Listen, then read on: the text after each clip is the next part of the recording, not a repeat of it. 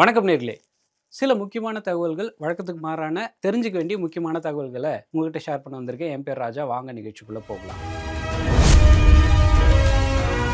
உலகத்தோடைய முதல் அணுசக்தி மூலமா ஹைட்ரஜன் உற்பத்தி பண்ற ஒரு வித்தியாசமான தகவல் கிடைச்சிருக்கு. அது என்ன அப்படிங்கிறத விலாவாரியா பார்க்கலாம். அது நம்ம ஊருக்கு எந்த அளவுக்கு தொடர்புடையதா இருக்கு அப்படிங்கிறத முதல்ல பார்த்துடலாம். ஏன்னா இந்த சாதனையை நம்ம ஊர்ல தான் நிகழ்த்தியிருக்காங்க அப்படிங்கிறதுனால அந்த தகவலை முதல் செய்தியா இதை கொண்டு வந்திருக்கேன். அது என்ன அப்படின்னா, உலகமே இப்போ ஒரு மாற்று எரிபொருளை நோக்கி போய்கிட்டு இருக்கு அப்படிங்கிறது நம்ம கவனிக்கிறோம். அதாவது படிம எரிபொருள்னு சொல்லுவாங்க. அந்த ஃபாசில் ஃபியூலை கட் பண்ணிட்டு அதுக்கு பதிலா வேற வகையா நம்ம எந்த எரிபொருளை பயன்படுத்தலாம் அப்படிங்கிறது தான் ரொம்ப பெரிய ஒரு கேள்வியா இருக்கு. அதுல இப்ப எல்லாருமே எலக்ட்ரிசிட்டியில இயங்குற வாகனங்கள், அதாவது மின்சார வாகனங்களை நோக்கி தான் போய்கிட்டு இருக்காங்க. அப்படிங்கிற பட்சத்துல சரி, வெஹிக்கிள் இல்ல அப்படிங்கிற பட்சத்துல அதுக்கு ஆல்டர்னேட்டா வேற என்ன இருக்கு அப்படின்னு தேடும்போது அப்படி கிடைச்சதுதான் இந்த ஹைட்ரஜனை எப்படி எரிபொருளா மாத்தலாம் அப்படிங்கிறது தான் உலகம் இப்போ ஃபேஸ் பண்ணிட்டு இருக்க அடுத்த பெரிய சவாலா இருக்கு அப்படிங்கறத நம்ம புரிஞ்சுக்கணும். ஏன்னா இந்த கரியமில வாயுன்னு சொல்லுவாங்க. இந்த கார்பன் டை ஆக்சைடு வெளியேறாத ஏதோ ஒரு பொருளை வச்சு ஒரு வாகனங்களையோ இல்ல ஏதோ ஒரு பொருளை மூவ் பண்றது தான் இந்த மாற்று எரிபொருளா இருக்கு. அதுல ஹைட்ரஜன் பெரிய சக்சஸாவும் இருக்கு அப்படிங்கிறது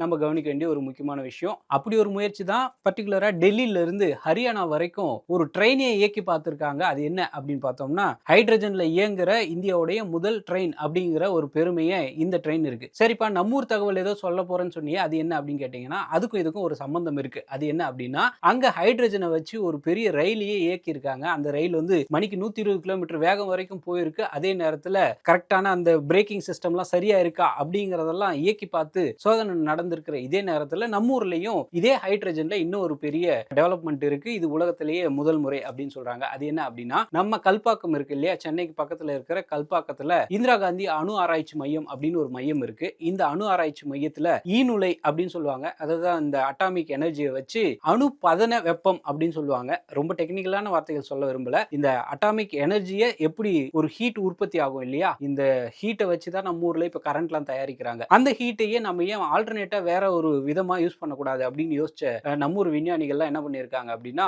காப்பரையும் குளோரினையும் மிக்ஸ் பண்ணி ஒரு கெமிக்கல் ரியாக்ஷன், வேதியியல் சுழற்சின்னு தமிழ்ல சொல்லுவாங்க. இந்த வேதியியல் சுழற்சியை வச்சு ஒரு ஹைட்ரஜனையே உற்பத்தி பண்ணலாம் அப்படிங்கிற ஒரு புது வழியை கண்டுபிடிச்சிருக்காங்க அப்படிங்கறத நம்ம புரிஞ்சுக்கலாம். அதை வச்சுதான் இந்த ஹைட்ரஜனை உற்பத்தி பண்ணியிருக்காங்க. இது உண்மையிலேயே ஒரு பெரிய சாதனை அப்படிங்கிறாங்க. இது உலகத்திலேயே முதல் முறை நடக்கிற ஒரு சம்பவமா இருக்கு அப்படிங்கறத புரிஞ்சுக்கலாம். இதுக்கு அடுத்தபடியாவும் ஒரு அலர்ட்டான செய்தி. இந்த அலர்ட்டான செய்தி என்ன அப்படின்னா, நம்ம கடந்த சில நாட்களா எப்படியெல்லாம் ஜனங்களை ஏமாத்துறாங்க, இந்த மாதிரியான விஷயங்கள்ல இருந்து நம்ம எப்படி உஷாரா இருக்கிறது அப்படிங்கிற மாதிரியான தகவல்களை தொடர்ந்து கொடுத்துட்டு இருக்கோம். அந்த வகையில இது நீங்க கொஞ்சம் உஷாரா இருக்கணும் அப்படிங்கிறதுக்கான இந்த தகவல். நடமாடும் நகைக்கடை மாதிரி தெலுங்கானால ஒரு நபர் சுத்தி திரிஞ்சிட்டு இருக்காரு. எப்ப பார்த்தாலும் கழுத்து வலிக்கிற அளவுக்கு ஒரு பெரிய சைஸ் செயின் கழுத்துல மாட்டிக்கிட்டு போற வரவங்க எல்லாருமே ஒரு செகண்ட் இவர் யாரு அப்படிங்கிற மாதிரி உத்து பாக்குற மாதிரி ஒரு நபர் இப்போ போலீஸ்ல மாட்டி இருக்காரு. அவர் என்ன பண்ணாரு அப்படின்னு பாத்தீங்கன்னா, இப்போ நீங்க ஒரு நகைக்கடைக்கு போய் ஒரு பொருளை தங்கத்தை நீங்க வாங்குறீங்க அப்படின்னா, அந்த தங்கத்துடைய விலையை மார்க்கெட்ல என்ன விலையோ அந்த விலையை விட நான் கம்மியா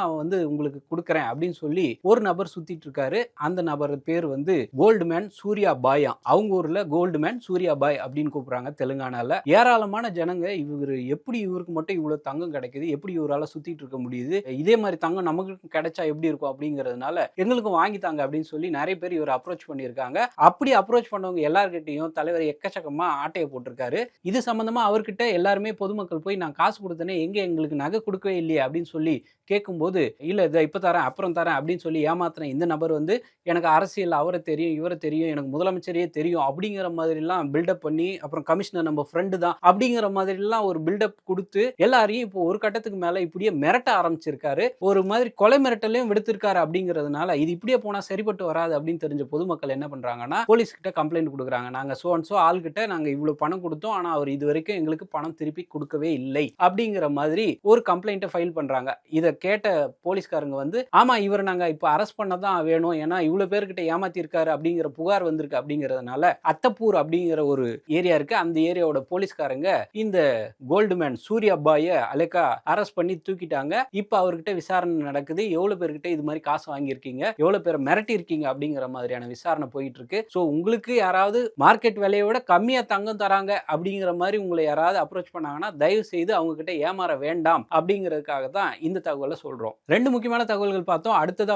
நம்ம கவனிக்க வேண்டியது, இப்போ உலகமே ஏதோ ஒரு மாற்று எரிபொருள், அதுக்கு பதிலா இது, இதுக்கு பதிலா அது அப்படிங்கிற மாதிரி ஏதோ ஒரு சேஞ்சை நோக்கி போய்கிட்டு இருக்கு. அப்படின்னும் போது சிமெண்ட்ல ஒரு மாற்று பொருளை கலந்தா அது எந்த அளவுக்கு பயனுள்ளதா இருக்கும், அது எப்படி விவசாயிகளுக்கு எப்படி இது பயனுள்ளதா இருக்கு அப்படிங்கிற மாதிரி இன்னொரு தகவல் இருக்கு. அது என்னன்னு பார்க்கலாம் வாங்க. கட்டுமான துறையில சிமெண்ட்டுக்கு பதிலா வேற ஒரு மாற்று பொருளை பயன்படுத்தலாம், அது விவசாயிகளுக்கு பயனுள்ளதா இருக்கணும் அப்படிங்கிறதுனால எந்த மாதிரியான பொருட்களை பயன்படுத்தலாம் அப்படிங்கிற மாதிரி ஒரு ஆராய்ச்சி மேற்கொண்டாங்க. இது நம்ம ஊர்ல, அதுவும் பர்டிகுலரா இந்தியா மட்டும் இல்லாம வெளியூர்ல இருந்தும் வெளிநாடுகள்ல இருந்தும் வந்த விஞ்ஞானிகள் இந்தியா மாதிரி ஒரு பெரிய நிலப்பரப்பு இருக்கிற ஒரு இடத்துல எப்படி எல்லாம் இத மாற்று பொருளை கட்டுமானத்துல யூஸ் பண்ணலாம் அப்படிங்கறத ஒரு ஐடியா கொடுக்கறாங்க. அதுக்கு ஒரு 8 பேர் கொண்ட குழு ஆராய்ச்சி பண்றாங்க. அந்த ஆராய்ச்சி எதை பத்தினது அப்படின்னா, ஏற்கனவே இப்ப நம்ம கொஞ்சம் வருஷத்துக்கு முன்னாடி பார்த்திருப்போம், நம்ம ஊர்ல தேவையில்லாம யூஸ் பண்ற இந்த பிளாஸ்டிக் எல்லாம் எப்படி சின்ன சின்னதா கட் பண்ணி ரோடு போடுறதுக்கு யூஸ் பண்ணலாம் அப்படிங்கிற மாதிரி ஒரு கான்செப்ட் இருக்கிற மாதிரி, அதே போல இந்த புது குழு இந்த ஆராய்ச்சியில் ஈடுபட்ட குழு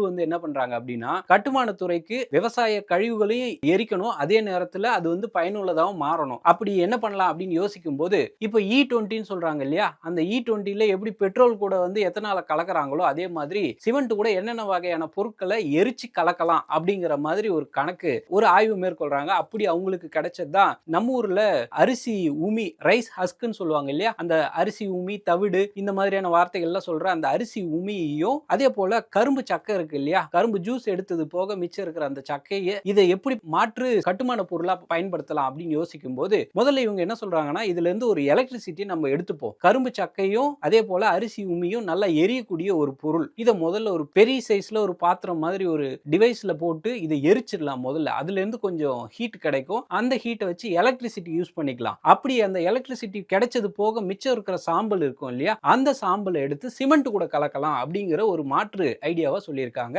அப்படி இந்த எரிஞ்சு போன கரும்பு சக்கை, அதே மாதிரி தவிடு, இந்த மாதிரியான விஷயங்களை ஒரு 10% சிமெண்ட், இப்போ 100% சிமெண்ட்டும் மணலும் சேர்த்து வச்சு நீங்க ஏதோ ஒரு பொருளை கட்டுமானம் பண்றீங்க அப்படின்னா, அதுக்கு பதிலா 90% சிமெண்ட், 10% இந்த சாம்பல், இது ரெண்டையும் கலந்தா இது எப்படி இருக்குது அப்படின்றதையும் ஆய்வுக்கு உட்படுத்துறாங்க. அப்படி ஆய்வுக்கு உட்படுத்தும் போதுதான் உண்மையிலேயே அவங்களுக்கு ரொம்ப ஒரு ஷாக்கிங்கான நல்ல ரிசல்ட் கிடைச்சது. அது என்ன அப்படின்னா, காங்கிரீட் இன்னும் பயங்கர ஸ்ட்ராங் ஆகுதாமா. வழக்கமா பயன்படுத்துற சிமெண்ட், ஜல்லி, மணல் இதெல்லாம் போட்டு கலக்கும் போது கிடைக்கிற ஒரு ஸ்ட்ராங்கை விட இந்த தவிடு அப்புறம் கரும்பு சக்கையோடைய அந்த சாம்பலையும் சேர்த்து கலக்கும் போது 10% வரைக்கும் இது பயங்கர ஸ்ட்ராங்கா இருக்கு அப்படிங்கறத கண்டுபிடிச்சிருக்காங்க. இந்த ஆராய்ச்சி மேற்கொள்றதுக்கு முக்கியமான இன்னொரு காரணம் இருக்கு. அது என்ன அப்படின்னு பாத்தீங்கன்னா, இந்தியால 100 மில்லியன் மெட்ரிக் டன் அளவுக்கு பயோமாஸ் வேஸ்ட் அப்படின்னு சொல்லுவாங்க. இந்த பயோமாஸ் வேஸ்ட் அப்படிங்கிறது ஒண்ணு இல்ல, விவசாய கழிவுகள், அதுல இருந்து கரும்போ இல்ல நெல்லோ எடுத்தது போக மிச்சம் உள்ளதை அப்படியே வேண்டான்னு தூக்கி போட்டு அது மக்கி போய் சரியா யூஸ் பண்ண முடியாத ஒரு சிச்சுவேஷன்ல இருக்கிற அந்த பயோமாஸை தான் இப்படி ஒரு மாற்று ஐடியாவா யூஸ் பண்றாங்க அப்படிங்கறத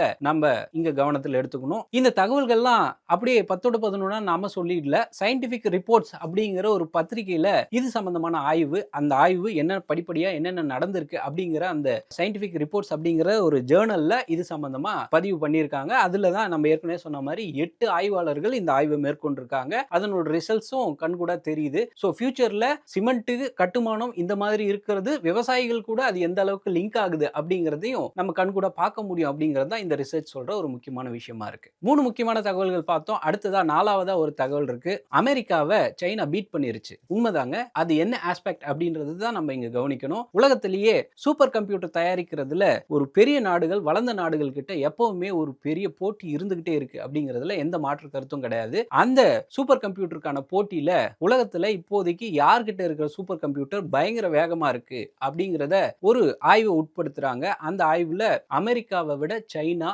முந்திருச்சு அப்படிங்கறத நம்ம கவனிக்கணும். சைனால ஷென்சென் அப்படின்னு ஒரு நகரம் இருக்கு. அந்த நகரத்துல லைன் ஷைன் அப்படிங்கிற பேர்ல ஒரு சூப்பர் கம்ப்யூட்டர் ரெடி பண்ணியிருக்காங்க.